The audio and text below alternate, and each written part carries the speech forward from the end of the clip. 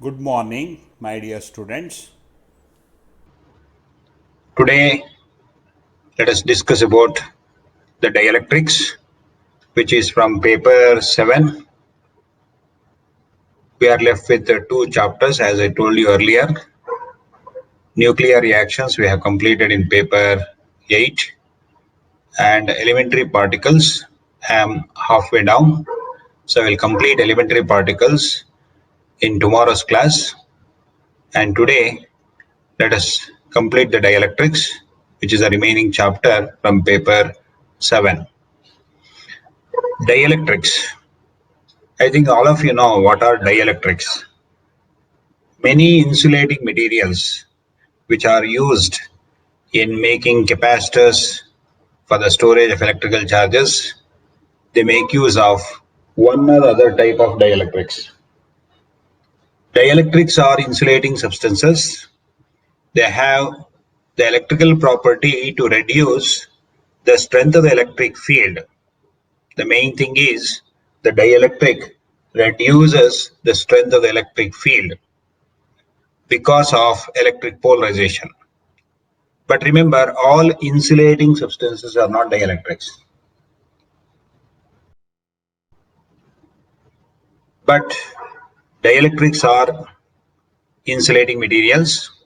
Certain insulators have this electrical property of electric polarization, and they exhibit dielectric property, and hence they find a lot of applications.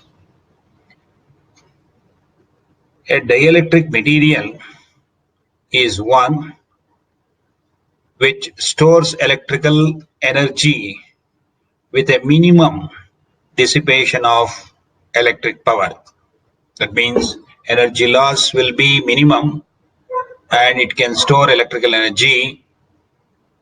There's a main electric property of dielectrics. The main property of dielectric is its ability to become electrically polarized under the action of an external electric field. The process of producing electric dipoles out of neutral atoms. You know that atoms are electrically neutral, but when you apply electric field, the individual atoms in a dielectric, they behave as electric dipoles. So the process of producing electric dipoles out of neutral atoms and molecules is known as electric polarization, or simply we can call it as polarization of the dielectric. The forbidden gap, denoted by Eg, is also called energy gap, is very large in a dielectric material. So you know what is energy gap? The energy difference between the valence band and the conduction band in a solid, we call it as energy gap or forbidden gap. And in case of all dielectrics, remember this energy gap is very large. The excitation of electrons from valence band to conduction band is not possible under ordinary conditions because of large energy gap. So therefore, conduction cannot occur in dielectric under ordinary conditions. Resistivity range from 10 power 10 to 10 power 20 ohm meter or Siemens per meter. Ohm meter. There's a SI unit of resistivity. So that means dielectrics have very high resistivity and hence they act as insulators at ordinary temperature, ordinary conditions. Next, let us see what are the dielectric parameters. Quantities which decides the electrical property of a dielectric are known as dielectric parameters.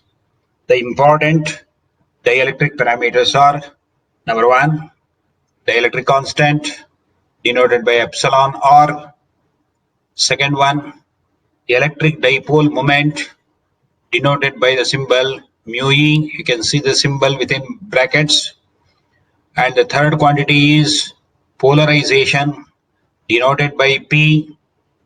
Remember, polarization is a quantity whereas electric polarization means it is the phenomenon or process. And the fourth quantity is polarizability, denoted by alpha. So these four quantities are dielectric parameters. Now let's discuss one by one. The first one is dielectric constant. As you know, dielectric constant of a material, it is defined as a ratio of the permittivity of the medium, that is dielectric medium, to the permittivity of free space.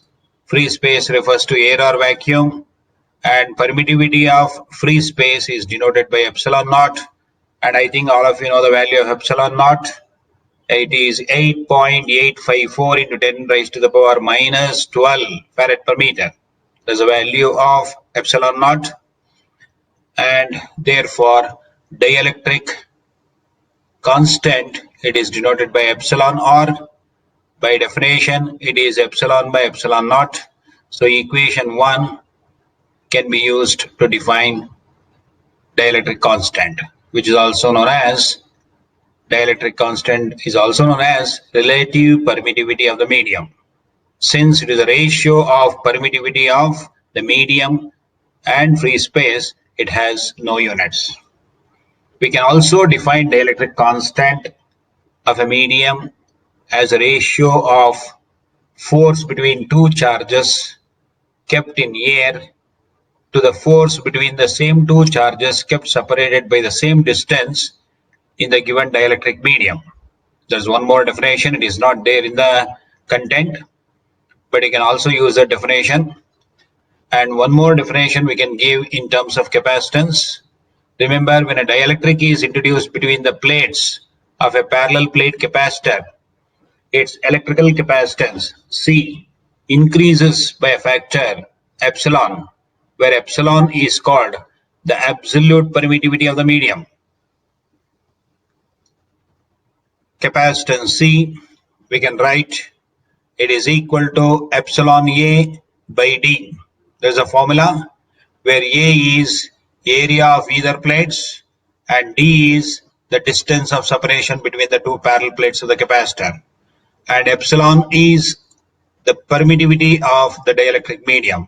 So we can write from equation 1, we can write epsilon as epsilon r into epsilon naught, and that substitution is here. In place of epsilon, you write epsilon naught into epsilon r, and here epsilon naught into A by D is C naught. C naught is the capacitance of the capacitor without dielectric medium. That means if air is a dielectric medium between the parallel plates of the capacitor, we write capacitance C naught as epsilon naught into A by D. So therefore, the above equation can be written as C is equal to epsilon r into C naught. From this we can write epsilon r as C by C naught. Even this equation 2 can be used to define dielectric constant epsilon r.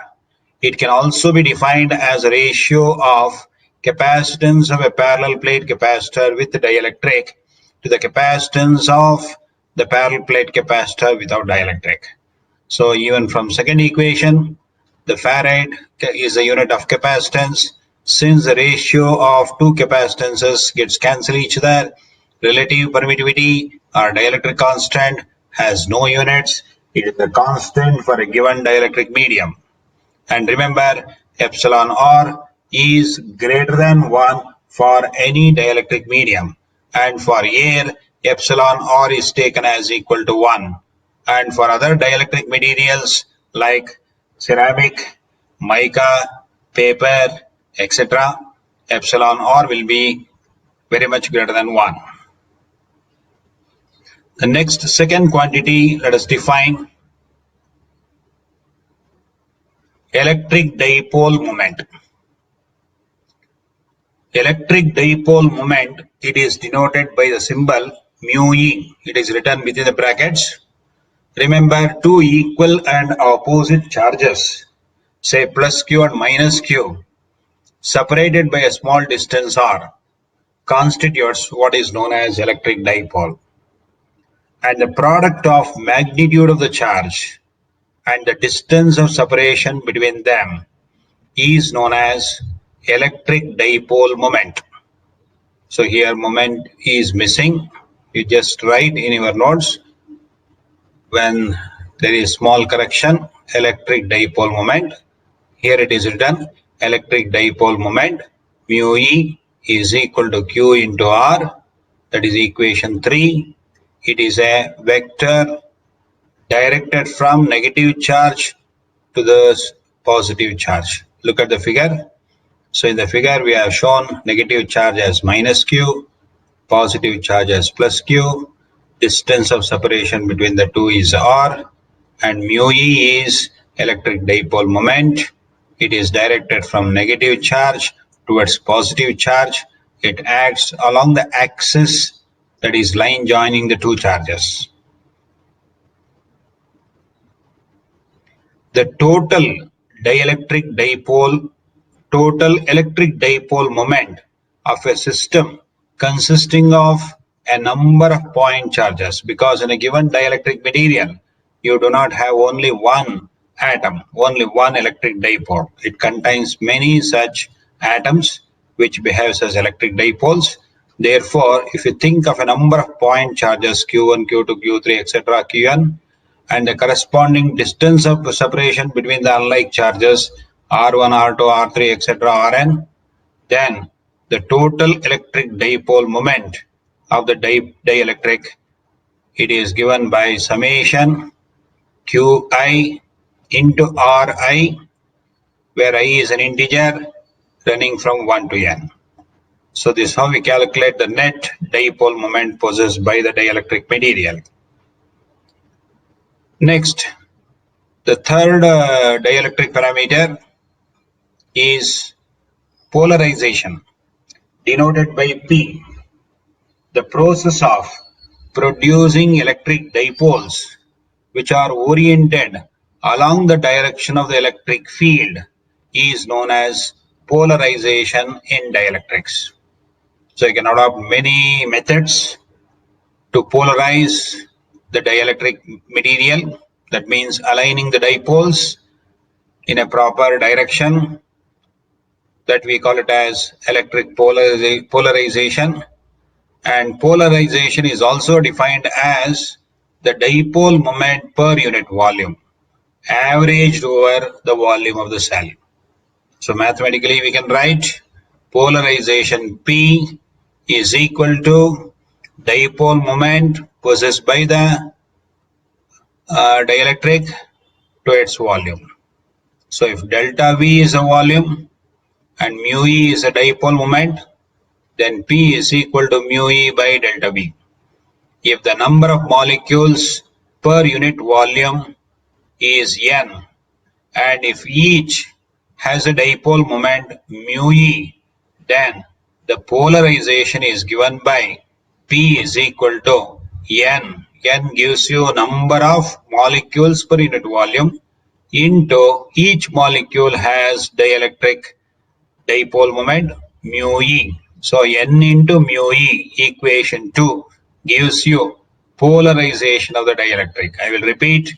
The definition for polarization is, it is the dipole moment per unit volume of the substance, and the expression is P equals n into mu E. The mechanism of polarization differs for non-polar and polar dielectric materials. They are entirely different. How the material undergoes polarization depends on whether they possess polar molecules or non-polar molecules. I will tell you about what are polar and non-polar molecules after a little time. The effect of polarization is reduced by the magnitude of external electric field E. Thus, the magnitude of the resultant electric field is less than the applied electric field. That means if E is the strength of the electric field applied, once the dielectric is placed, the electric field gets reduced. Therefore, E is less than E external. Therefore, resultant electric field E is equal to E external minus E polarization. Equation 3 gives you the resultant electric field. The polarization P is directly proportional to the electric field E. That is P proportional to E. Both are vectors. P is equal to epsilon naught into chi into E. So equation 4. In equation 4, where chi is a proportionality constant known as susceptibility of the medium, just like we speak about magnetic susceptibility. So here chi is electrical susceptibility of the dielectric. It has no units. It's a constant for a given dielectric denoted by chi.